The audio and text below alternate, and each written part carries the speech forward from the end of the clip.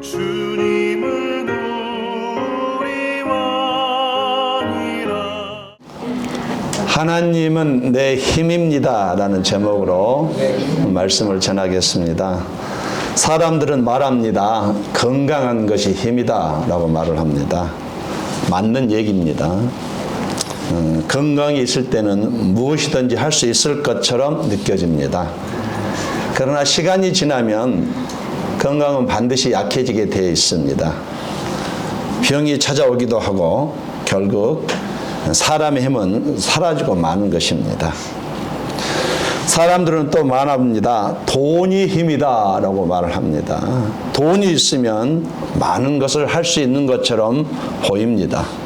원하는 것도 사고 문제도 해결하고 요즘에는 돈으로 박사기도 산다고 하더라고요. 또 사람을 움직이기도 합니다. 돈으로 사람을 움직이잖아요. 그래서 돈이 힘 있는 것 같은데 그러나 돈은 생명은 지켜주지는 못합니다. 힘이 있는 것 같은데 결정적인 건 힘이 없어요. 돈으로 병을 막을 수 없습니다. 돈으로 죽음을 막을 수 없습니다. 돈은 힘이 있는 것 같지만 언제나 분명하게 한계가 있습니다. 또 사람들은 말합니다. 권력이 힘이다 라고 말을 합니다. 권세와 지위를 가진 사람은 세상을 움직이는 것처럼 보입니다. 그들 명령 한마디에 수많은 사람이 움직이고 세상도 바뀌는 것처럼 보입니다. 미국의 대통령이 요즘은 그렇잖아요. 그러나 그 권력은 영원하지 않습니다. 4년이면 끝나는 거예요. 권세는 한순간에 무너지고 오늘의 왕 같은 사람이 역사 속에서 이름 없이 사라진 케이스가 얼마나 많은지 모릅니다. 정말로 이런 것들은 우리의 힘이 된다고 할 수가 없다는 얘기입니다. 그렇다면 진짜 힘은 무엇인가 한번 생각해 보겠습니다. 건강도 아니고 돈도 아니고 권력도 아니면 진짜 힘은 무엇인가? 오직 하나님만이 영원한 힘이라고 말을 합니다. 하나님만이 우리의 삶을 붙들어 주시고 하나님만이 나와 끝까지 가시는 분이고 하나님만이 나를 영생의 자리까지 인도하시는 분이기 때문에 하나님이 힘이다라고 말을 하고 있습니다. 한 장로님이 계셨습니다. 젊었을 때부터 성실히 일하시고 가정을 잘 책임지시고 교회에서도 앞장서고 봉사하시고 많은 사람들의 존경을 받던 분이셨습니다. 누구든지 그 장로님 보면 야 참으로 강한 분이다 라고 그런 소리를 들으셨던 분이에요. 그런데 어느 날 갑자기 쓰러져 병원에 입원하게 되었고 몸을 전혀 움직일 수 없는 상태가 되었습니다. 사람 일은 모르잖아요. 손 하나 들 수 없고 누군가의 도움 없이는 아무것도 할 수 없는 그런 무력한 상황이 되었습니다. 처음 며칠 동안 그 장로님은 깊은 충격을 받았고 절망에 빠졌습니다. 그러나 그 시간 속에서 장로님이 깊이 깨달음을 얻었습니다. 나는 지금까지 내 힘으로 살아왔다고 생각했습니다. 하지만 막상 병상에 누워 아무것도 할 수 없게 되니 깨달았습니다. 내가 숨 쉬는 것도, 내가 걸어 다니는 것도, 내가 운전했던 것도, 내가 일했던 것도 모든 것이 다 하나님의 힘이었습니다. 그분은 병상에 누운 시간이 오히려 영적 회복의 시간이었다고 고백을 했습니다. 저는 병상을 눕기 전에는 항상 제가 강한 줄 알았습니다. 그러나 막상 눕고 보니 제가 너무나 연약했습니다. 그때 알았습니다. 하나님이 지금까지 제 힘이 되어 주셨기에 내가 지금까지 살아왔던 것이었습니다. 이렇게 고백을 하시더래요. 숨 쉬는 순간조차도 하나님의 은혜와 능력 안에서만 가능합니다. 내가 숨 쉬는 것 같은데 아니, 하나님이 숨을 멈춰버리면 우리는 끝나는 것이에요. 오늘 하루 시작하는 것도, 내가 일하는 것도, 내가 가정을 세우는 것도, 내가 예배드리는 것도 모두 다 하나님의 힘이 주셔서 가능한 일입니다. 이것을 깨닫기 바랍니다. 정말 그랬으면 좋겠어요. 나의 건강도 하나님의 힘으로 유지되는 것입니다. 내 가정도 하나님의 힘으로 붙들리는 것이에요. 나의 미래도 하나님의 힘으로 열어가는 것입니다. 우리는 무너질 수밖에 없는 약한 존재예요. 항상 무너지게 되어 있습니다. 그러나 하나님이 힘이 되어 주실 때에 앞으로 전진하며 나아갈 수가 있는 것이에요. 하나님이 나를 붙들어 주실 때에 무너지지 않고 하나님이 나와 동행하실 때에 흔들리지 않게 되는 것입니다. 하나님이 나의 힘이 되어 주실 때 내 인생 승리하며 갈 수 있다는 얘기예요. 그러므로 우리 삶에서 우리가 흘려나와야 할 고백은 이것입니다. 주님이 내 힘입니다. 따라서 주님이 내 힘입니다. 네, 이 고백이 우리 삶 가운데 나와야 되는 것입니다. 돈도 아니고 권력도 아니고 은행의 밸런스가 아닙니다. 나의 건강한 체격이 아닙니다. 나를 지탱하고 나를 끝까지 붙들어주고 그 어려움 속에서도 무너지게 하시는 힘은 오직 하나님 한 분뿐이라고 성경은 말하고 있습니다. 자, 주님이 나의 힘이신데 왜 하나님이 내 힘이 되신가라고 고백할 수 있겠습니까? 근거가 있거든요. 오늘 하나님이 내 힘입니다 라고 정확하게 고백하는 사람을 소개하고 있습니다. 1절 말씀, 나의 힘이신 여호와여 내가 주를 사랑하나이다. 다윗은 하나님을 나의 힘이라고 지금 고백하고 있습니다. 다윗이 사실 재물이 많은 사람 아닙니까? 또 왕 아닙니까? 권력을 가졌고 또 높은 자리에 있잖아요. 그런데 그가 나의 권력이 힘이다, 나의 재물이 힘이다가 아니고 다윗은 정확하게 하나님이 나의 힘입니다 라고 이렇게 고백하고 있습니다. 여기서 이 힘이라는 의미는 붙잡아 주시는 힘, 이걸 말합니다. 나를 지탱해 주는 능력, 이걸 뜻합니다. 우리 육신의 건강한 힘, 이 체력의 힘을 말하는 것이 아니라 나의 인생이 무너지고 주변이 흔들려도 나를 붙들어주는 버팀목이라는 뜻이에요. 하나님은 항상 나를 붙들어주는 버팀목이다, 이 고백을 하고 있는 것이에요. 은행의 밸런스가 나를 버텨주는 게 아니고 하나님이 나를 버텨주는 버팀목이다, 이렇게 고백하고 있습니다. 다윗은 아시는 대로 사울의 질투의 칼날 앞에서 수없이 죽을 고비를 넘겼습니다. 광야에서 살았고 동굴에서 외롭과 절망을 경험했습니다. 그 외로움과 절망이 뼈에 사무칠 정도로 힘들었어요. 사람들은 그를 버렸고 상황은 늘 최악으로 치달았습니다. 그러나 그 순간마다 다윗은 내 힘으로 버텼다라고 말하지 않습니다. 그는 분명히 고백합니다. 하나님이 주신 힘으로 버텼습니다.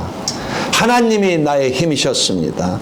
하나님이 나를 붙잡아 주셨습니다. 이렇게 고백했어요. 이것은 그냥 우리가 듣기 좋으라고 시적인 표현이 아닙니다. 실제로 광야에서, 동굴에서, 죽음의 위협 앞에서 하나님이 그를 지켜주셨다는 인생 최고의 체험의 고백인 것입니다. 다윗은 죽음과 악한 세력이 자신을 완전히 휘감고 있다고 절망적인 상황을 모사하고 있습니다. 우리 4절 5절을 한번 같이 읽겠습니다. 시작. 사망의 주인이 나를 얻고 우리의 창수가 나를 두렵게하였으며 소설의 주인이 나를 두르고 사망의 문과 내게 이르렀다. 사망의 줄은 죽음의 위협을 말합니다. 불의의 창수는 홍수처럼 자신을 덮는 악한 세력을 뜻합니다. 또 수울이라는 것은 지옥을 말하잖아요. 그러니까 다윗은 지옥의 그물에 덜린 듯한 그런 느낌을 말하고 있는 거예요. 도망갈 곳이 없습니다. 피할 데가 없어요. 숨을 곳도 없어요. 살아날 길이 보이지 않습니다. 살 길이 보이지 않아요. 단지 은행에 돈이 없어서 빚을 부도난 그런 개념이 아니라 살 길이 보이지 않습니다. 그러나 그때마다 자신을 버티게 한 것은 그의 군사력도 아니고 그의 지혜도 아니었답니다. 오직 하나님만이 그에게 힘이 되셨다고 그가 고백하고 있습니다. 우리 인생은 종종 광야 같고 동굴 같습니다. 어떤 것은 끝없는 터널 같아요. 빨리 이것을 지나갔으면 좋겠는데 끝이 보이지 않습니다. 힘들어요. 희망은 보이지 않을 때에, 또 누구에게도 기대하기 어려운 순간이 있을 때에, 내 힘이 다 빠져도 더 이상 버틸 수 없을 때가 찾아오기도 하는 것이 우리 인생이잖아요. 그러나 바로 그 절망의 자리에서 우리가 무너지지 않고 내가 주저하지 않고 끝내 일어서게 되는 이유는 단 하나입니다. 하나님이 나의 버팀목이 되어 주시기 때문에 그렇다는 얘기예요. 다윗은 사울의 칼날이 목전을 앞에 있을 때에 고백합니다. 내가 일어선 것은 내 군사가 강해서가 아니고 내 죄가 뛰어나서도 아니고 내가 용기가 있어서도 아니고 오직 하나님이 나의 힘이 되어 주셨기 때문이다 라고 고백하고 있습니다. 이것은 다윗의 고백일 뿐만 아니라 오늘 우리 모두의 고백이면서 고백이 되어야 되는 것이에요. 우리가 여기까지 온 거 한번 뒤돌아보세요. 이민생활, 참 그 척박한 이민생활. 때로는 가족을 먹여 살리기로 10대 후반부터 열심히 일하셨잖아요. 우리 교인 중에는요, 10대 19살 때부터 가족을 먹여 살리기 위해서 열심히 일하신 분이 계셔요. 등골이 히레도록 일했답니다. 우리가 여기까지 온 것도, 지금 숨 쉬고 있는 것도, 여전히 믿음을 붙잡고 있는 것도 하나님의 힘이 되어 주시기 때문에 가능한 일이었어요. 동의하시면 아멘 하십시오. 아멘. 그래서 우리는 이 말씀 앞에서 질문 한번 해볼 필요가 있습니다. 하나님이 왜 나의 힘이 되어 주시는가? 그 이유가, 정확한 이유가 무엇인가? 오늘 본문은 그 이유를 정확하게 우리가 하나님이 나의 힘입니다 고백할 수 있는 이유를 정확하게 말하고 있습니다. 다윗의 체험 속에서, 그리고 우리의 인생 속에서 하나님이 왜 나의 힘이 되어 주시는가, 앞으로 내가 영생에 들어갈 날만 남았는데 그때까지 왜 하나님이 나의 힘이 되어 주시는가, 그 이유를 분명히 확인할 수가 있습니다. 왜 하나님이 내 힘이 되어 주신다고 고백할 수 있을까요? 첫 번째로, 하나님이 내 힘이라고 우리가 고백할 수 있는 이유는 하나님이 나의 피난처가 되시기 때문입니다. 2절 말씀을 같이 한번 읽겠습니다. 시작. 여호와는 나의 반석이시요 나의 요새시요 나를 건지시는 이시요 나의 하나님이시요 내가 그 안에 나의 가시요 나의 방패시요 나의 구원의 뿌리시요 나의 산성이시요.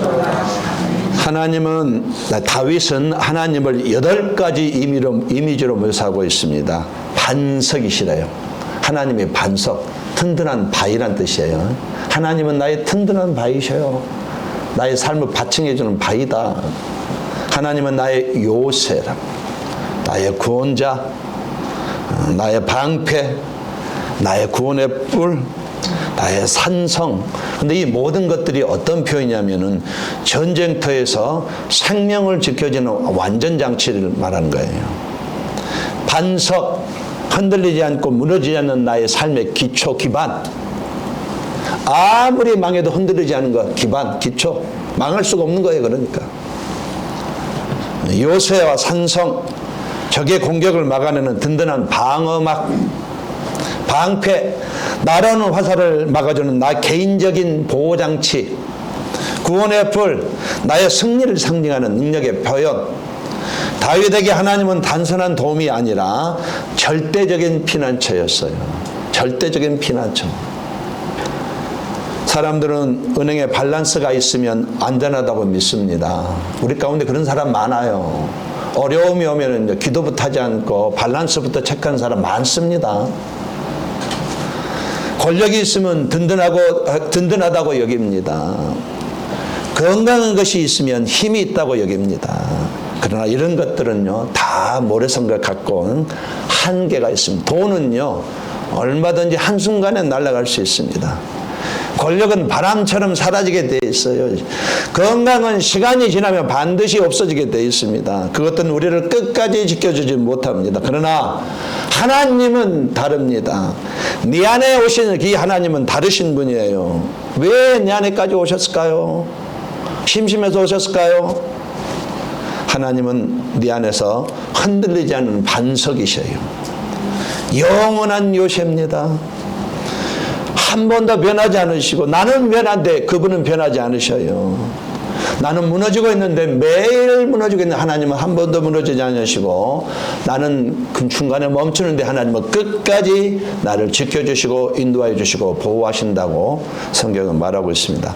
사무엘상 22장에 보면 다윗이 사울에게 쫓겨서 아둘람 굴 속에 있을 때에 시편 142편 말합니다. 아둘람 굴 속에 있을 때에 다윗과 함께한 사람들이 약 400명 내지 600명이 됐어요. 그들을 표현할 때에 환난당한 자, 환난이 뭔지 아시죠? 창자가 뒤집어지는 고통을 느끼는 걸 환난이라 그래요. 얼마나 힘들겠어요. 내 창자가 뒤집어져 봐요. 못 삽니다. 그 정도 고통을 느끼는 것을 환난이라고 말합니다. 환난당한 자, 빚진 자, 마음이 원통한 자, 세상에 정말로 분노만 치밀었던 그런 자들, 인간적으로 이런 사람들 모였어요. 인간적으로 보면 다윗은 사울의 근대에 비해 너무나 초라하고 연약했어요. 굴 속에 있는 그들의 모습은 마치 아무 힘도 없는 패배자 같았습니다. 그런 상황에서도 깝깝해요. 앞이 보이지 않습니다. 답답합니다. 그런 상황에서 그때 다윗은 한 것은 하나님을 피난처로 삼고 의지했다고 성경이 말해요. 굴이 그를 지켜준 것이 아니라 하나님을 의지했더니 하나님이 그의 반석이 되셨고 요새가 되셨다 이겁니다. 그리고 그 하나님이 결국은 다윗을 왕의 자리까지 세워주셨다라고 말하고 있습니다. 우리 인생 무엇을 의지하겠습니까? 많은 그리스도인들이 여전히 돈을 의지합니다. 하나님이 안 보여요. 매일 은행 밸런스를 체크합니다. 주식이 얼마나 올랐는지. 물론 할 수 있어요. 그러나 하나님이 없다는 얘기예요. 또 그런 것들은 오래가지 못한다고 말합니다. 하나님을 우리는 유일한 의지처로 삼아야만 되는 것이에요. 우리 앞길이 막힐 때, 우리 청년들 앞길이 막힐 때 세상 사람들은 사람을 찾으라고 분명히 말을 합니다. 사람을 찾으라고 말을 해요. 그런데 하나님의 자녀는요, 앞길이 막힐 때에 하나님의 말씀을 붙잡고 그 말씀 속에서 길을 찾습니다. 할렐루야. 이게 우리 하나님의 자녀의 모습이에요. 말씀이 피난처인 것이에요. 질병이 계속될 수 있습니다. 어떤 질병은 끝이 보이지 않는 치료 과정 속에서 정말 절망에 빠지게 돼요. 지치게 됩니다. 그러나 시편은 우리에게 이렇게 고백합니다. 내가 주의 장막에 피합니다. 라고. 내가 주의 장막에 피합니다. 건강이 흔들릴 때일수록 예배를 놓지 말라는 뜻입니다. 할렐루야. 몸이 아플수록 예배를 놓지 말라는 얘기예요. 언젠가 청년이 저에게 이런 얘기를 했습니다. 목사님, 몸이 아파서 예배를 못 드리겠습니다. 제가 뭐라고 고민할까요? 예배를 드리면 몸이 낫게 돼. 할렐루야. 순서를 바로 하셔야 돼요. 몸이 아파서 예배를 못 드린다고 말할 게 아니고요. 내가 예배를 드림으로 내 몸이 치료된다. 이것이 우리의 믿음이에요. 이렇게 사셔야 되는 거예요. 몸이 아파도 예배 자리에 나오면은요, 하나님이 분명히 만져주셔요.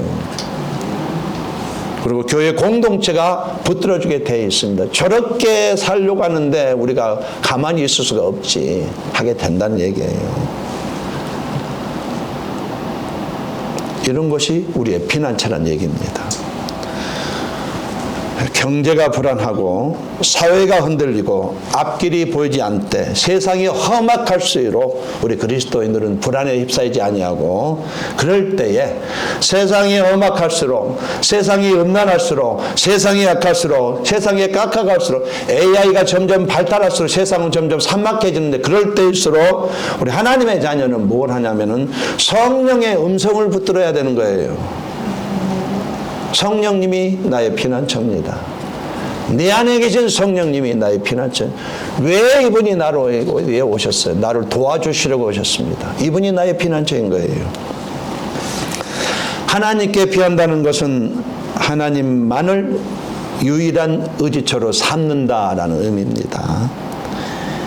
인생의 어려움이 몰아칠 때에 오직 주님만이 내 삶의 도움이시니 나는 주님을 붙들겠습니다. 이렇게 고백이 나와야 되는 것입니다.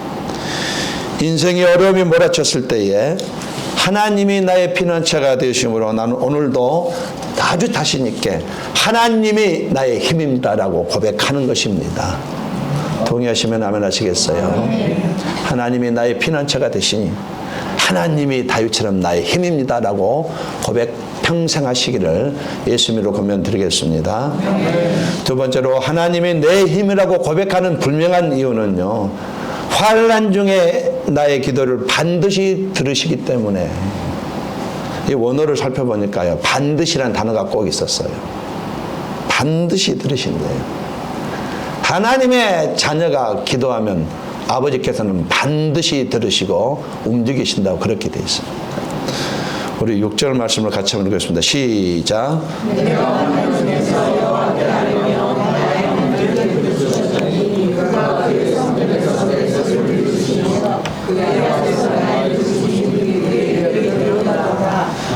다윗이 어려울 때, 다윗의 어려움 우리가 차원이 다릅니다. 아시는 대로 다윗은 뭘 했냐면은 하나님을 붙잡고 부르짖었어요. 딱 한 가지, 나 좀 살려주세요. 나 좀 살려주세요. 크게 합시다. 나 좀 살려주세요.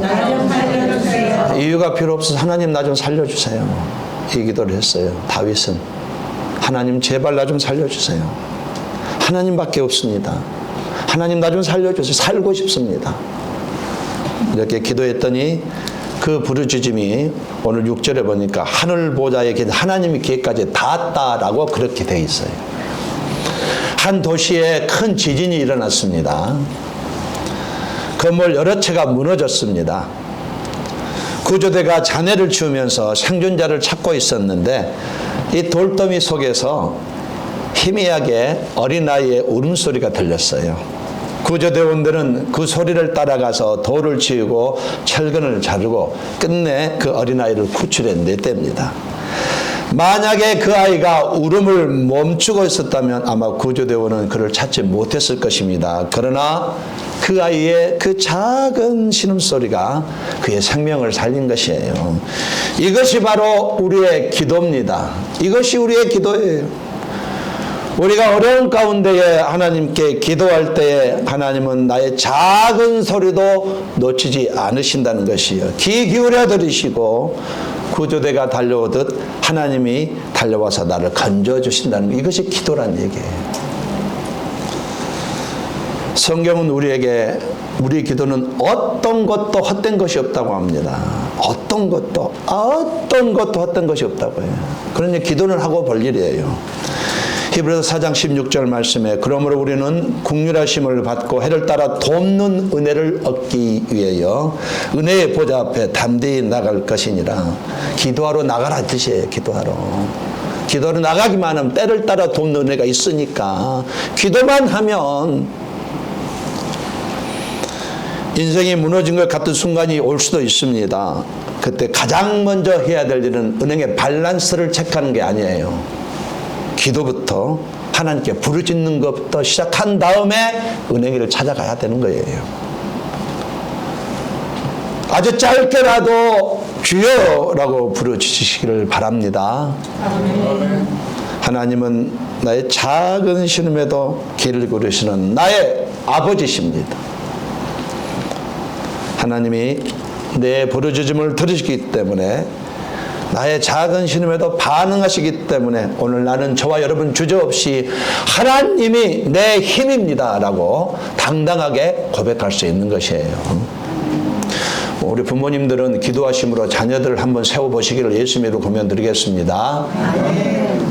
정말 권면드립니다. 부모님들은 기도하심으로 여러분의 자녀, 시집간 아들이든 딸이든 죽을 때까지 내 자녀잖아요. 그들을 기도로 한번 세워보시기를 바랍니다. 자, 이와 같이 첫 번째로 하나님이 내 힘이라고 고백할 수 있는 이유는 하나님이 나의 피난처시기 때문에 나는 당당하게 주님이 나의 힘입니다 고백합니다. 두 번째로 환난 중에 나의 기도를 반드시 들으시고 도와주시기 때문에 하나님이 나의 힘입니다라고 고백합니다. 마지막 세 번째로 하나님이 내 힘이라고 고백하는 이유는 나에게 영원한 생명을 주셨기 때문에 너무나 자신 있게 하나님이 나의 힘입니다라고 고백하는 것입니다. 18절 말씀, 19절 말씀, 나를 넓은 곳으로 인도하시고 나를 기뻐하심으로 나를 구원하셨도다. 다윗이 고백합니다. 하나님이 그를 단순히 문제의 위기에서 건져주신 것만이 아니라 넓은 곳으로 인도하셨다고 말했어요. 넓은 곳으로 인도하셨다고 말합니다. 다윗에게 넓은 곳이라는 어떤 것이겠어요? 다윗에게 넓은 곳이란 사울의 추격과 위협에서 벗어난 안전한 자리가 바로 넓은 곳이었어요. 죽음의 위협이 사라지고 하나님이 허락하신 평안과 자유와 삶의 자리가 다윗에게는 안전한 곳, 넓은 곳이었습니다. 그렇다면 오늘 저와 여러분에게 넓은 곳은 어디라고 생각합니까? 우리의 넓은 곳은 어디라고 생각하셔요? 마음이 답답하지 않고 숨통이 트이고 하나님의 평안을 누리는 자리가 우리에게 넓은 곳입니다. 죄책감이 사라지고 자유를 누리는 자리가 우리의 넓은 곳이에요. 꽉 막혔던 인생길이 열리는 자리가 우리의 넓은 자리입니다. 관계가 회복이 되고 사랑이 흐르는 자리가 바로 넓은 자리입니다. 그리고 마지막 날 하나님 나라에서 누리게 될 영생의 자리가 나의 넓은 곳입니다. 눈물이 없고 사망이 없는 새하늘과 새 땅, 이것이 성도에게 주어진 넓은 자리란 얘기예요. 넓은 자리로 인도하심으로 우리는 하나님이 내 힘이라고 오늘 당당하게 고백해야만 되는 것입니다. 어떤 나라에서 사형 선고를 선고받아 감옥에 갇힌 죄수가 있었습니다. 감옥은 어둡고 좁고 답답했습니다. 그는 늘 쇠사슬에 묶여 있었고 밖의 세상을 볼 수도 없었습니다. 그런데 어느 날 왕이 특별히 사면을 해줬어요. 그를 사면해줬어요. 사형 기다리고 있는 죄수를 사면을 해줬습니다. 간수들이 와서 쇠사슬을 풀어주고 옥문을 열었습니다. 그는 처음에는 믿을 수 없었지만은 마침내 밖으로 나갔을 때 푸른 하늘과 넓은 들판이 그의 눈앞에 펼쳐져서 그는 말했습니다. 나는 다시 살아났다. 좁은 감옥에서 벗어나 넓은 세상으로 나왔다. 이것이 바로 하나님이 우리에게 주시는 넓은 곳이에요. 우리는 죄와 사망에 갇혔지만 예수 십자가와 부활로 해방된 자리에 있게 된 것이에요. 그리고 마지막 날 하나님 나라에서 누릴 영원한 생명의 자리가 있기 때문에 우리는 이것이 우리의 넓은 곳이란 얘기예요. 하나님은 이스라엘을 애굽의 노예에서 꺼내어서 가나안이라는 넓은 땅으로 인도해 주셨습니다. 그것은 단지 그냥 사건으로 끝난 것이 아니에요. 왜 그것을 보여주셨을까요? 예수 그리스도의 십자가와 부활을 통해서 우리에게 주실 구원을 예표 미리 해주는 것이에요. 우리도 죄와 사망의 감옥에서 갇혀 있었지만은 주님이 우리를 풀어주셔서 넓은 자리, 영생의 자리로 이미 옮겨주셨습니다. 영원한 생명을 가졌다는 것이 계산이 안 서죠, 여러분. 이것이 영원한 생명을 가졌다는 건 전부를 가진 겁니다.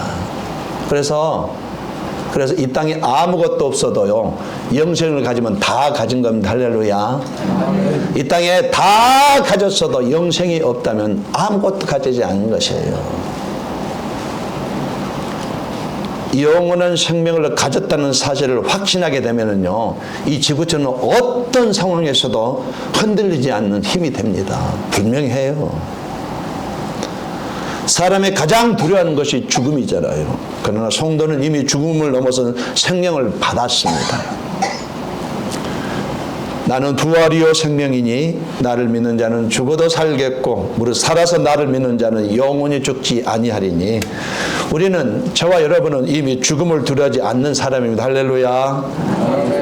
예, 우리 교회 권사님이 어느 권사님이 지원하신 방 들으면 때 되면 가겠지요.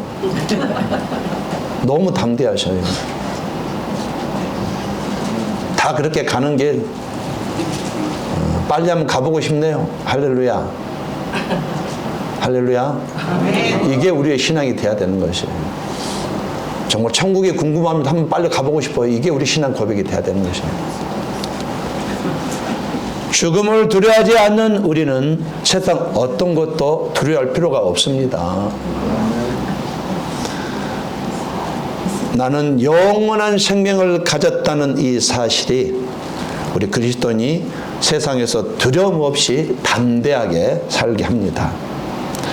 바울은 아시는 대로 수많은 환난과 박해를 겪으면서 이렇게 고백했습니다. 우리 고린도후서 4장 17절을 같이 읽어보겠습니다. 시작. 우리가 잠시 하나님의 경험한 것이 지극히 크고 영원한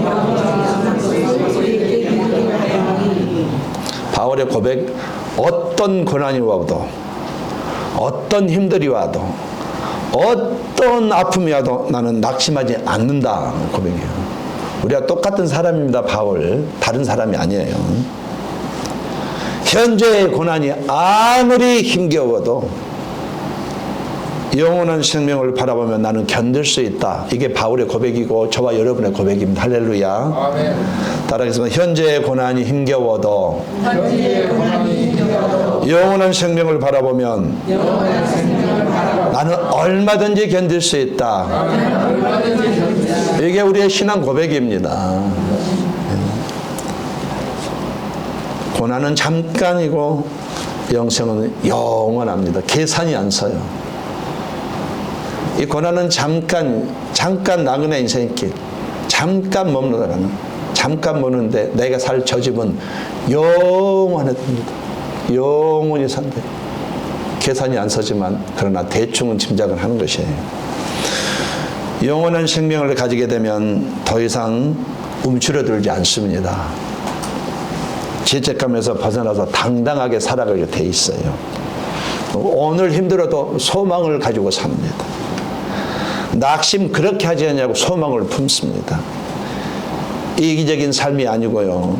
다 가졌기 때문에 교회 안에서 누군가를 섬기고 살아갑니다. 할렐루야. 우리 옆 사람 인사합시다. 내가 당신을 용서하겠습니다.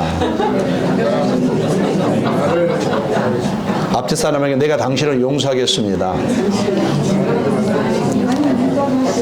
그냥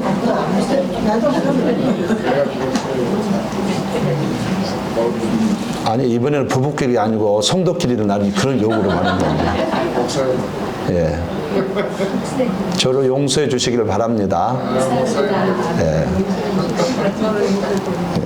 예. 용서하시고 그게 뭐라고요? 좀 불편할 수 있어요. 사람 외양간에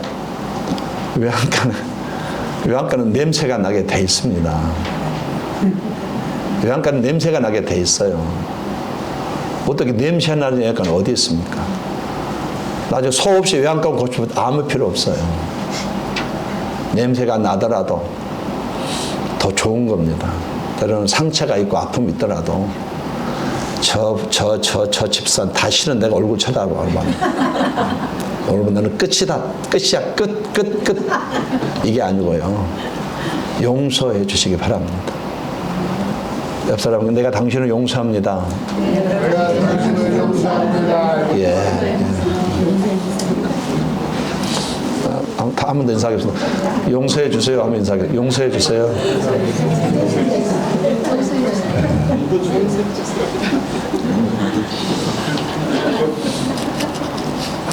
영생이 있다는 사실은요, 오늘 나에게 가치 있게 살게 해주십니다.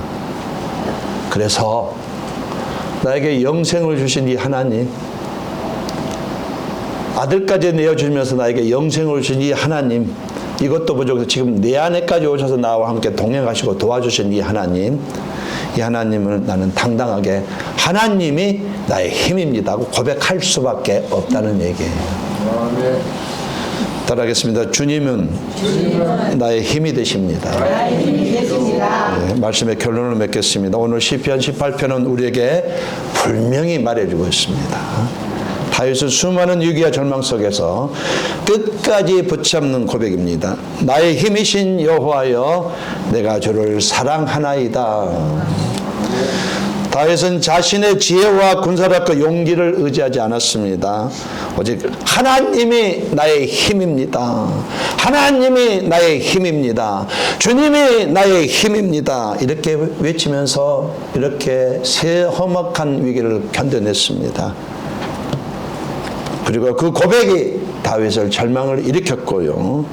방해에서 그를 지켜주었으며 외로움을 이기게 했고 마침내 승리자가 되게 했습니다. 우리 삶 가운데 일이 잘 되어질 때가 있습니다.